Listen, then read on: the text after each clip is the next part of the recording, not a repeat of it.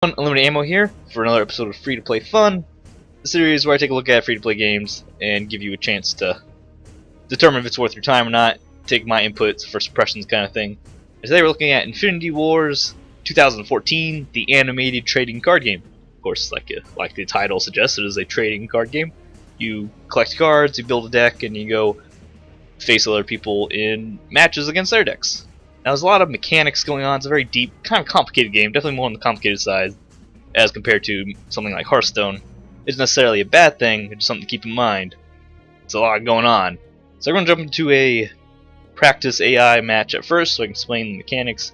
I'll talk about the rest of the stuff going on in the game, and then we can probably jump into a PvP game and wrap it up. So let's go against the easier opponent. I'll grab the only non-starter deck I have. Actually, I'll just grab the regular starter deck, whatever. It's fine. So, when we jump in here, there's a lot going on here. Of course, here's our hand. What we start with, the top right number is the mana cost, your resource cost, I guess it says. And then this number here is the resources. You get one maximum every turn, a familiar mechanic nowadays for card games.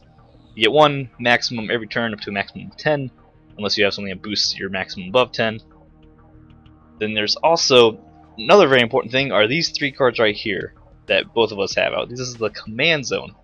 Now you start with 3 cards in your command zone. When you build a deck, you can designate 3 cards as commanders. And those 3 cards are always out in the playing field. They always start out in the playing field, I should say. And there's 2 very important facts. If it is a card with a special ability, such as say my opponent's Secluded Constructor, he can pay 1, sacrifice a deployed artificial character. Target character gains the sacrificed character's power and health plus an additional +1/+1. Even though this character is not in play, if you wanted to move this out of the command zone, you have to pay the 1 resource cost. But because it's in the command zone, you can take advantage of that ability at any time. So it's a big part of using the deck, using the command zone, is that you can use the card's ability. You can take advantage of the card's text, even if it's in your command zone, not operating on the battlefield. Now if it's a card like this is a very simple 1 cost 4/2 card.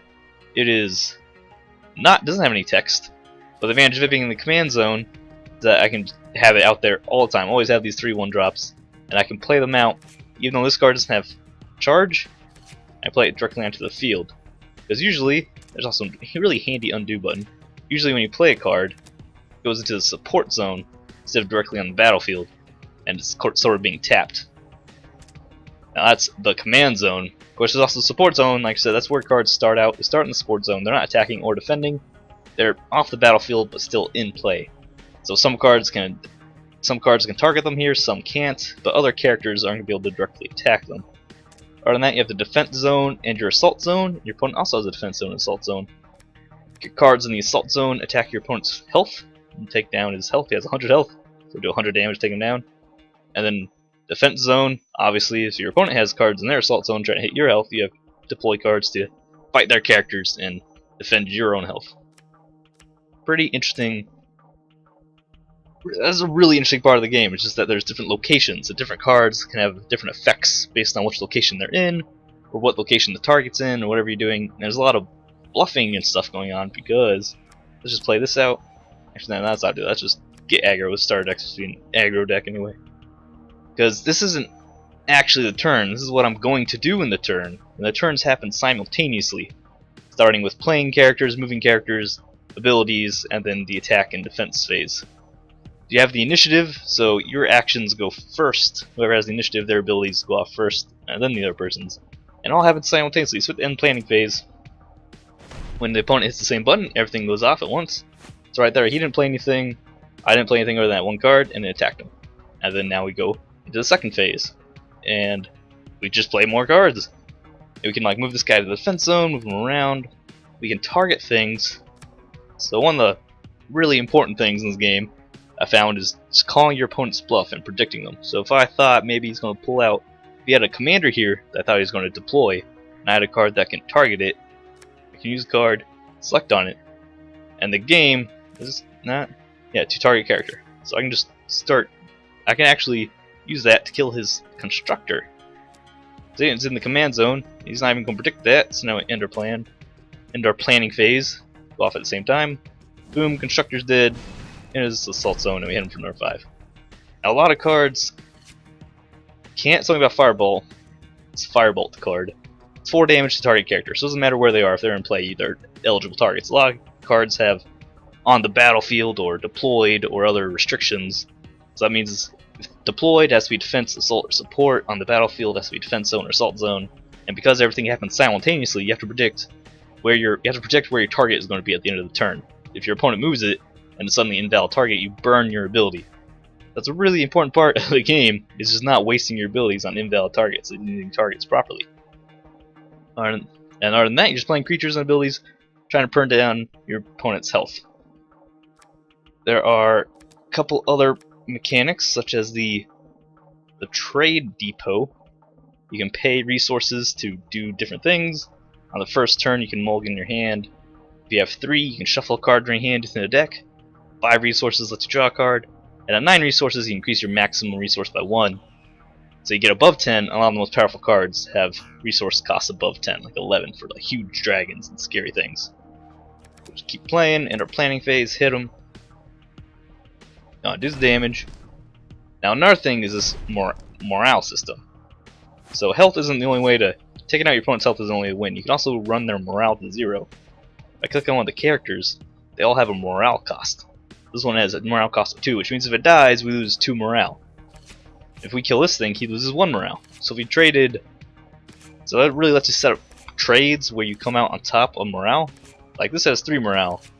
This only has 1 morale. So if we move this over here, that wouldn't be a very good defense, because then our 3 morale character loses 1 morale. We would lose more morale than he does. And that's a way to win the game kind of defensively. So if your opponent's really coming after your health, you can set up a strong defense, kill all of his characters, and eventually they'll run out of morale, won't be able to attack you anymore. That's also another important factor. I haven't seen it happen a lot. I haven't played this game like a huge amount of times. But I played it for several hours, and I think I've seen like 1 match go down morale. It's not common, but it is an option. It can occur. Another important factor of these command zone cards, I'll just keep going through here. The opponent's not going to do anything interesting. They rarely do. Another important aspect of these cards that were in the command zone is that it depends they're obviously different races, different factions. Whatever faction the cards belong to that are in the command zone give you a purity seal. And certain cards can only be included in the deck if they have commanders of that seal. So these Flame Dawn Footmen require 1 commander from their Flame Dawn faction in order for them to be included in the deck. So it's also 1. This one's 1. Some have 2 costs. Some have mixed costs. Some are either or costs. And a lot of cards, of course, there's a number of neutral cards, factionless cards that require. Doesn't matter what the purity is. They can be included in whatever. What is this? Pay 3, exhaust 8 damage to the enemy's fortress. That doesn't sound very worth it at all. I'll just keep being aggressive here. Burn down the health, and then we're gonna win. It takes some getting used to. Especially with the movement around, moving around opponents, and also the way attacking. I guess I'll move over here and defend, show you how that works. The way the attack works, when opponents are defending, your cards attack straight across for the most part. They just attack until they're done defending, until you're done attacking. Defenders can defend multiple times. The attackers, unless they have a special rule, typically only attack once. So it should be able to... Oh, it just blew up my guy. Spell. Really rude. So he predicted he's being on the battlefield and shot with the anti-air missile. So our knight took out the drone, and the drones are going to keep attacking, so the knight's going to keep defending. And it's clearing out. He's losing morale as we kill them all. But then he died. Now it's our Flame Dawn Footman against the Construct, which killed him, but because he blocked the attack, the Construct didn't attack our fortress. Of course, there are cards that work around this. As in any game, there are cards that break the rules. One of them is usually when you play a card, it goes into your support zone. But there are cards with haste, charge, and vigilance. Haste allows them to go defense zone or assault zone immediately. Charge means they immediately go in the assault zone. Vigilance means they immediately go in the defense zone. There's a lot of special rules, of course. It's a trading card game. So I'll just finish off his opponent. You get an idea of how the card game operates. He just did something scary there. What was that? A lot of interesting card effects, I will admit. What does this one do? Angelify. Target creature gains +4/+4 and flying and untouchable for the turn. It's a very strong card. And you see it has a double Genesis Industry purity. So you would need at least 2 Genesis Industry faction commanders in order to include that card, which is a pretty cool system, I feel. Makes you more. When you're building your deck, you have to kind of make a decision. Do you want to spread out, take strong commanders from different factions, which limits the cards you can choose, or just really go for one faction and get the strongest cards you can get from them? That's a pretty cool system. We're going to kill him this turn because the AI is not fantastic, I'll admit that. Especially when it comes to defense. There are flying creatures in the game, and like certain other trading card games, flying creatures can only be blocked by other flying creatures or creatures with reach.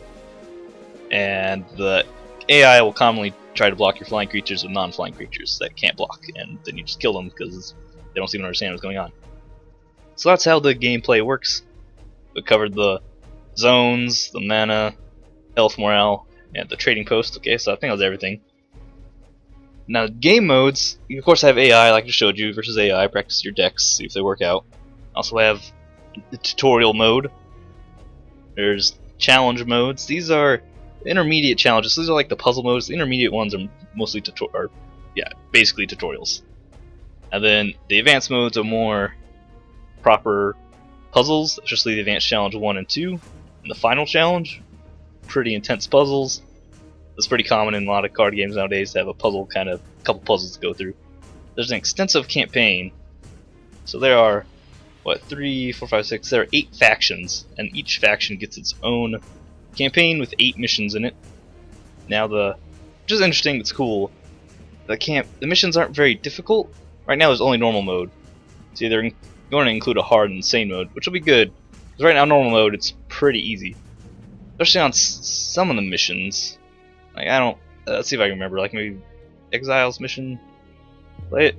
Yeah, you can choose a deck. So even though we're doing the Exiles campaign, we don't have to choose the Exiles starter deck. We can choose a different starter deck. Which is kind of weird. Or just even our own deck. Which I thought was... Can't cancel out of this? Get to return? Okay. The game has a little bit of bugs. We'll get to that in a second. So even though you're going through a campaign, you can choose a different deck of cards in order to finish the campaign. I thought it was kind of weird. Very strange that you don't have to finish the campaign with the you don't have to finish the faction's campaign with that faction's deck. It's very strange. And you have to talk about monetization now, alright? You have your IP and Lightmare points, which are the premium resource. The IP Infinity points are the free to earn points. I had 2,596. I would have maybe 2,000 more, but I did a couple of the arena mode, which costs 2,000 IP. We'll get to the PvP. I didn't even talk about the PvP, did I? There's constructed. Of course, you can build a deck, take it into battle. Note on this: ranked play requires level 10, which I understand. Locking ranked play from newbies until they get a little bit more experience. But I played the game for like I'm only level 9. I played the game enough. I think I should be able to do ranked play. They only should do ranked to level 10. That's just kind of weird. It's a little small thing. It really make you kind of grind a little bit to get enough experience for it. There's of course draft mode. You draft some cards, take them to battle, increasing rewards as you win more games. Of course, anyone who's played Hearthstone, Arena, it's pretty much the same thing. Draft mode. It's been around for a long time in card games. Talk about more about that in a moment. Actually, let's go into it now.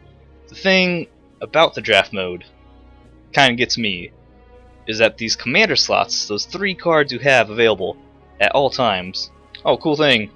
You get a practice draft against AI. That's really, that's not a big deal, but I like it. You can practice the drafting, take a look at a lot of different cards, kind of get an idea what's going on. I think it's really nice to have that included. But anyway, these 3 commander slots are really important. They have your 3 cards available at all times.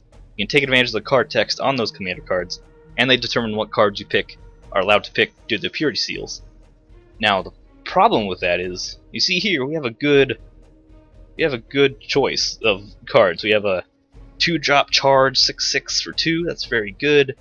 It cannot be killed from non-damage sources, so removal that just states like kill character can't take out this Paladin of the Flame Dawn.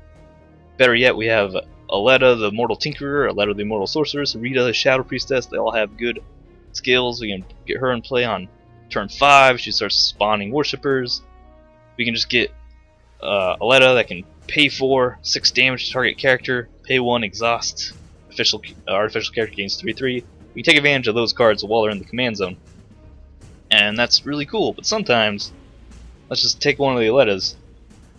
A note here, the draft mode can take forever to actually draft because it can take a long time to load your next 4 cards. I don't understand. There's something wrong, weird with the servers, where if you're in a game, there's very little lag. Games go quickly, but if you're trying to log in or you get a new set of cards for draft, it can take a while. Even just changing menus can take a few seconds. That's very concerning. So we got a powerful commander, like a proper, unique character with good text. And then, now our second choice is a very mediocre, they're all mediocre cards. They don't have any good text, they're not particularly exciting or powerful. The only one I can really justify is taking a 1-drop, then we're guaranteed to have a 1-drop every game. We don't need to take any other 1-drops. And then we'll go into our third choice, and who knows, maybe we'll get a good choice, maybe we won't. We got, okay, Splitterbot's really good. That's not that great. Drop errors, Hellcaller, deploy Hellcaller, demon card in your deck to put in the top of your deck. If we draft a demon, that would be cool. Maybe don't draft any demons. This is what I mean, is that in the draft mode, your commander cards are so important and so potentially powerful that if you don't get a good draft on those, they can really spoil your run and drastically affect the power of the deck that you drafted. So you can have a very powerful deck with good commanders and then just draft good cards, or you have really bad commanders and you kind of struggle because you don't have any reliable abilities or strategies, you don't have the reliability of these commander cards, versus someone who maybe they did draft really great commanders. So that's one thing that's kind of weird. I don't want to say it's necessarily bad. I mean, that's the risk you take when you do a draft mode. You randomize the cards you're getting. You can't predict it. You might get bad cards, you might get good cards.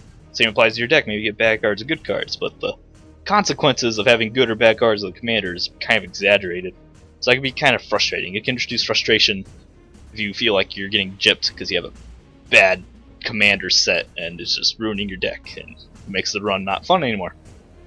So that's kind of a complaint I have about the draft mode. I don't think there's really anything you do about it, just the nature of the game. They have commanders, you're drafting them, and it's just how it works. Let's talk about, now we'll go back to the store. Talk about monetization. So like I said, Lightmare points and IP, Infinity points. You can, like I said, this is how much I have. Did a couple Rift runs, this would be like 4,500 Infinity points, and I played for, you saw I completed the entire campaign. I've done a couple runs, I've done a few matches, PvP, so this is you don't earn points particularly fast, because a booster pack costs 5,250, so even if I didn't do those runs, I made a profit off one of the runs. Off the other run, actually I didn't really make a profit, so I guess it wouldn't even be 4,000, it'd be even less than this, because I lost money on one run, gained a little bit, IP on the other run, probably balanced out a little bit, so all this time playing the game, like halfway to a booster pack, which is kind of frustrating. You don't buy new cards very easily. But in the same vein, if you go to our character's profile, you have quests. And so go to a weekly quest. Strongest fish in the sea, lose to Puffy the goldfish, one of the training things. And then you get a card for that. If you go to factions, 5 games of this, we get medals. Go to leveling up, we reach level 5. You get a randomized booster pack. Level 7, you get a randomized booster pack. Level 9, you get a randomized booster pack. And then even up to level 10, you get a randomized booster pack. So you get a lot of free cards and free booster packs from quests and from leveling up, which that's really nice, especially at the beginning, because you can get a lot of cards to help build your collection. But after that well runs dry, you're not getting a lot of free cards, because you're not getting the free-to-play currency fast enough to purchase a lot of booster packs. You do, however, get one free card every day you log in. So you do get a login bonus of free cards, and actually I got a booster pack once for logging in. I don't know if that's like a weekly thing, you get that once a week, or if it's random instead of a card you get a booster pack. But one time I got a free booster pack. So you do get cards kinda generously, particularly at the beginning. But you don't get the currency generously to buy the cards. They really, of course, want you to monetize, want you to purchase the Lightmare points in order to buy them. So if you go to our Lightmare points, you get 125 for almost $1. So just whatever, 100 for $1. If you want to be crazy, if you want to be insane, you can spend $1,000 and get 125,000 nightmare points and 500,000 infinity points and just buy everything in the game. That's absurd. That's insane. This is even an option. $1,000. It just blows my mind. I can't even comprehend this. I look at this, it just destroys my brain. I can't comprehend spending $1,000 on a free-to-play game for the monetization. It's just, I can't. I get dizzy thinking about it. You can buy different packs. They have pre-made decks.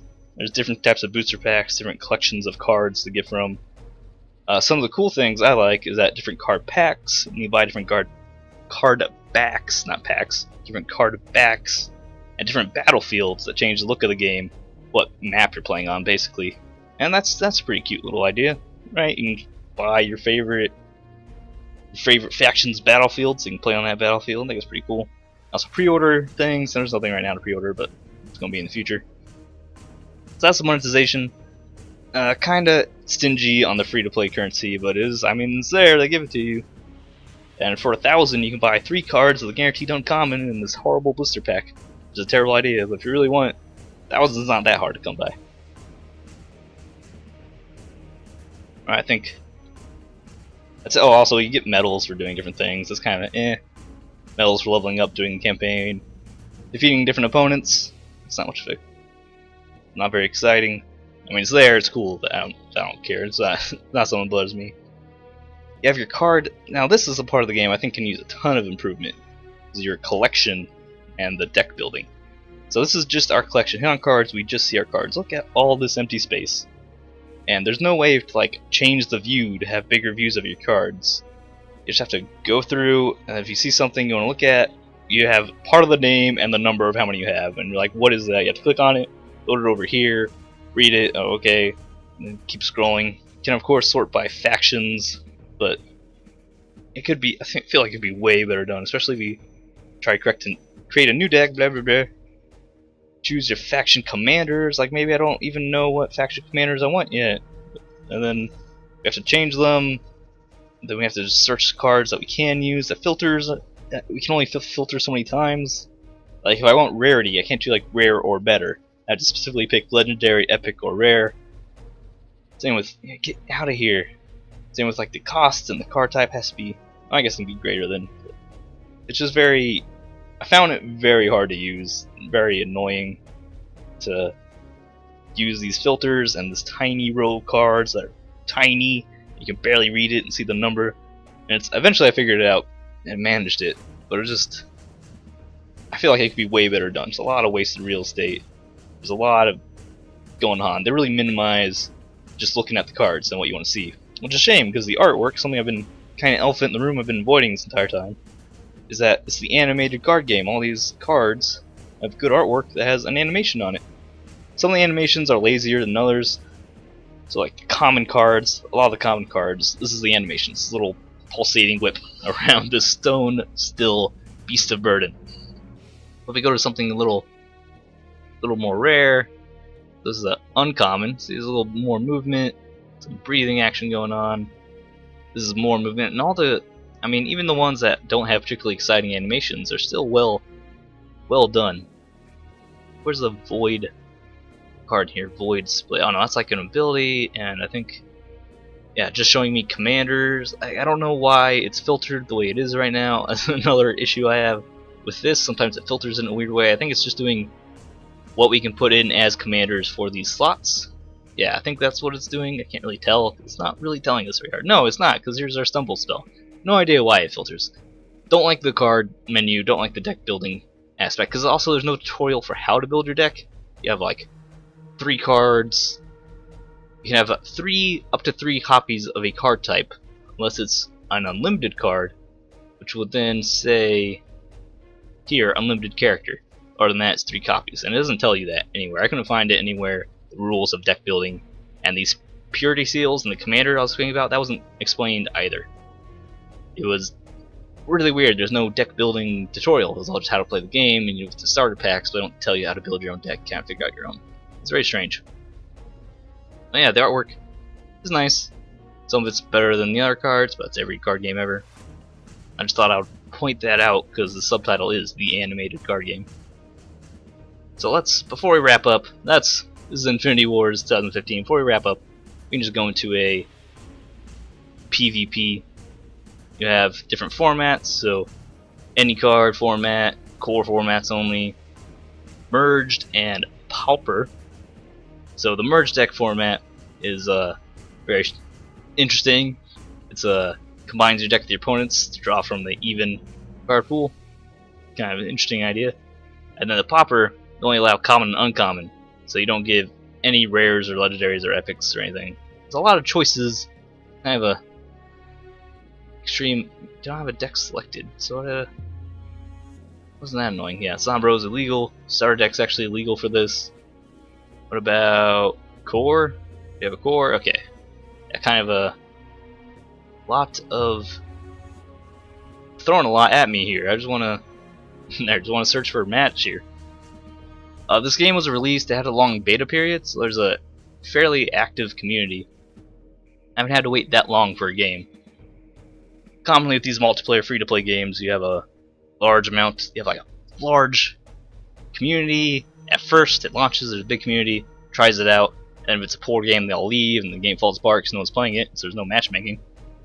But this has a pretty hardcore, dedicated community I've seen, especially in the draft mode. I haven't had to wait more than like a few seconds for a draft matchup. And this is actually the longest matchmaking I've had so far. And while we're waiting, I'll speak about the bugs. There are a couple of bugs and errors. It hasn't been that bad, although a couple times I lost a match because of it. So one time I desynced the match, couldn't continue in the match against my opponent because we were disconnected from each other, but the game wouldn't exit or wouldn't recognize that the match was no longer occurring, so I had to quit, had to concede. And another time when I loaded up the match, I didn't have a deck, I didn't have any cards, I didn't load my cards, I just had a blank battlefield, I couldn't do anything. So that was really silly. I had to concede that too. So you have to be patient with those. A couple of bugs in the game. But nothing. I mean, that's kind of a big deal if I don't have a deck and I can't play the game. That's kind of a big deal. But that's only happened once, so it doesn't seem to happen too often. And here I am talking about the matchmaking not taking a long time, and it figures it is now taking a long time. So probably just edit that out, huh? There we go. Yeah, see this veteran, nothing about the matchmaking. This guy has like 5,000 trophies. He has a special card back. He has a special battlefield. What am I supposed to do here? It's insane. So we'll just end our turn. That's one thing. Yeah, he's getting. Oh, he has like some discard craziness going on. Ugh, this is gonna be a rough match for us. Oh well, I'm a noob. That's one thing I don't like about the matchmaking is that, like I said, there is that small community of dedicated players, which is really cool, and I really like that because they always have guys playing. On the other hand, the matchmaking will just throw you against these veteran players that have been playing since like alpha, and they know exactly what they're doing, and they have a ton of cards. So it's kind of, it'd be kind of rough to do that, to deal with as a new player. Especially in a draft mode, you have your draft going on. Oh, killed my guy that I'm not really worried about. Just don't keep pumping out cards. This deck is, plan is kind of mill our own deck. It's undead deck, so kind of mill our own deck for power, and then just keep attacking him. Be very, very aggressive.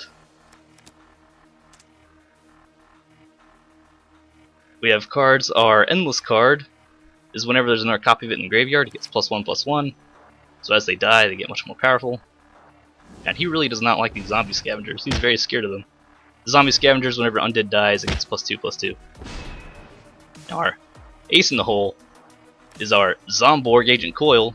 Every turn he evolves more powerful, and after a few turns he turns into a giant flying dragon and kills everything. And it's fantastic, and I love it. So we're going to try to build him up and get him a little more powerful. We also want our Risen of Avarach out, because after 3 turns of being in our graveyard, it is raised to our support zone. I don't want to play it against his infectious zombie, it has infect. So whenever this thing kills someone, yeah, it's raised to our support zone under our control. I don't know why it says infect and explains effect in the card text. It usually doesn't do that. It usually just gives you the card and you have to float over it to see what it says. So we're just going to keep being aggressive here. Oh, he actually changed that around. He's getting a lot of disciples. We don't like that at all. taking a bit of damage. Our hordes kill each other. Are turned into a dragon now. We like dragons. We really like dragons. Now, do I want to play that dragon? Because if I play the dragon, he probably has a targeted removal for it. This is what I mean by trying to call bluffs. If we play this dragon out, he might just destroy it. So I have to decide, do I want the dragon out this turn? Let's hold off a turn, see what he does. It's a very powerful creature. He didn't do anything to it at all. Alright. He ate it with zombies. Except, like I said, we didn't play it, we held it back. Called his bluff. Eaten by zombies is a very powerful removal card. Show you what it does. When you play it, target character on the battlefield in 3 turns is raised to your support zone. So we just tried to straight up kill it and then take it. But by not playing it into the battlefield, that didn't happen. So that was a good call on us, on our part, not to fall for that. And now let's try to play it and see if he targets it again. See if he knows that we're going to try to bluff him again, or if he's actually going to kill it. He did something with the trading post. We're killing each other's zombies, so we're going to have just huge hordes of zombies running around hitting each other. The dragon got through once. And we're just going to keep playing out more zombies. Trading post, draw a card. Fill the grave. This is an interesting card. We mill our own deck. Try to get more of these zombies out in order to get more power out of them. Or get more of the copies of Endless Horde into our graveyard so we can buff these other ones. And also get cards like Risen of Avarach so he can come back later. Or the Sleeper of Avarach, which while in the graveyard gets bonus power, which is persistent if it comes back. What's he doing? At fill graves. Yeah, get some bonus power off that. Just drawing cards. Ah, now he ate it by zombies. Oh well, I mean that was going to happen eventually. Of course, it has removal. He killed our sleepers, but that's fine. They like to be in the graveyard. They like to take naps in there. We have some very powerful zombie hordes right now. Tusk Behemoth. When you play him, hey, there's one of our Risen came back. Tusk Behemoth. Top 3 cards of the deck placed into the graveyard, so we just get more pump for our zombie hordes. That's probably what we're going to do. We also have this guy as our last commander. If he would fight a character, he actually kills the character and transforms into the character, which can be very powerful. So I keep him in here as kind of a defensive maneuver to play him. Haste. Let's gotta keep this order in mind. Where do we want it? Have the sleeper up front. I'm okay with having sleeper up front. Yeah. Going to hit him very hard unless he has an ability spell he's using. What is that? I don't even know what that card is. What does he have back here? Hit him for 36 though. It's a very good, strong hit. Well, this might be. Is this a table flipper? At the start of each turn, Tome of the Dead gains 1 chapter. At the end of the turn, if it has 3 chapters, Tome of the Dead is destroyed. All of your deployed characters die and go into your graveyard. All deployed characters, not your deployed characters. Just all deployed characters. That is crazy. Wow. Interesting card.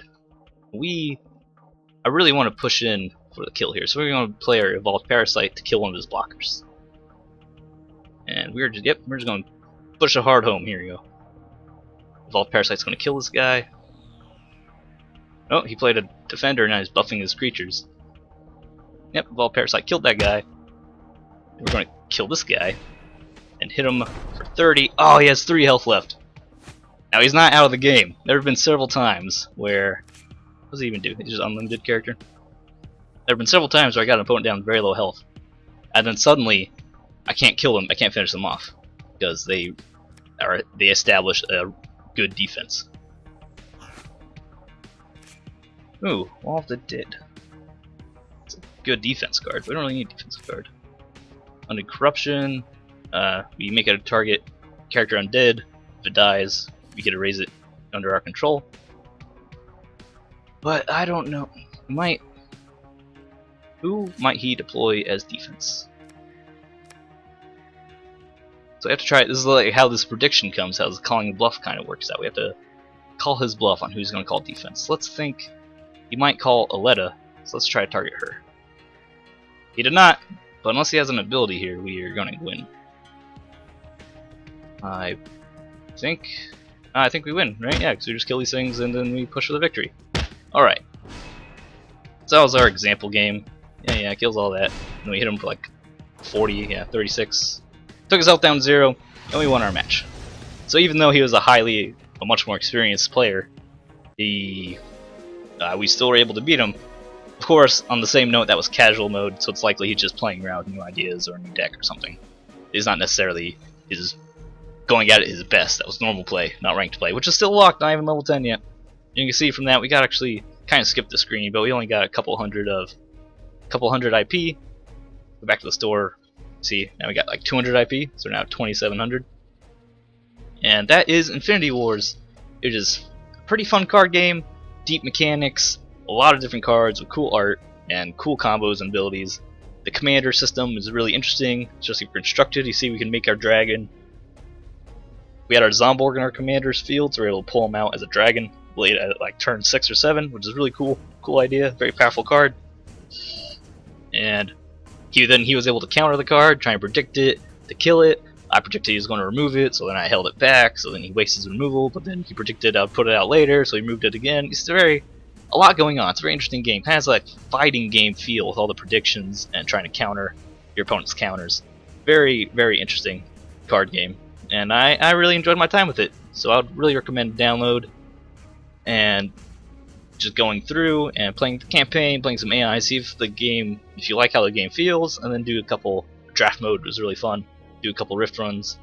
You start off with like 2,000 IP, so you can immediately do a couple of rift runs. Well, if you do the campaign, you'll end up with enough Infinity points to do some rift runs. What I'm saying. So I really recommend download. That's been our look at Infinity Wars, the animated trading card game. Oh, that reminds me, before I leave, I mentioned about the trading cards. If you go into our card section, you click on just any card, you see this Soulbound. It's not tradable. That's because we got this card from a free source. We got it from one of those quest packs that you receive for completing a certain quest in the day.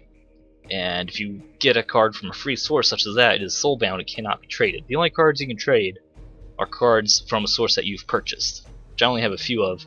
I don't even know where they are. So the only cards you can trade are cards that you've bought with either the real money or the IP money. And that kind of has implications for ranked play, I feel, because now obviously ranked play is locked. I can't even get in there to figure anything out. But so the really hardcore players that are they're gonna have in any card game there are decks that are better than other decks, right? Especially in a card game this game has some really interesting, crazy cards, very rare and powerful cards that would be better than other cards, especially in certain decks. So if you want the best certain decks, you need these cards. If you can't buy those cards and you trade for them, you can only trade cards you buy. So I feel like in ranked play, the higher you get up, the more pay to win it's going to be, because you're going to be going against players that have always optimized decks, because they have bought a lot of cards, so they have the cards they need. If they need new cards, they can trade for it because they're able to trade the cards. So breaking into the top ranks might be really hard for a free player. It might be feel like there's definitely risk of pay to win there, which I can't say for sure because ranked play is locked. I haven't spent enough time in the game anyway. But I'll definitely keep that in mind if you want to get into this game before you spend any money. If you play it and like it before you spend any money, keep in mind it might turn into free to play. But that's been our look at Infinity Wars, the animated trading card game, freely available on Steam. Thanks for watching. Subscribe to me for more. Follow me on Twitter. You guys know the deal, and I'll see you next time.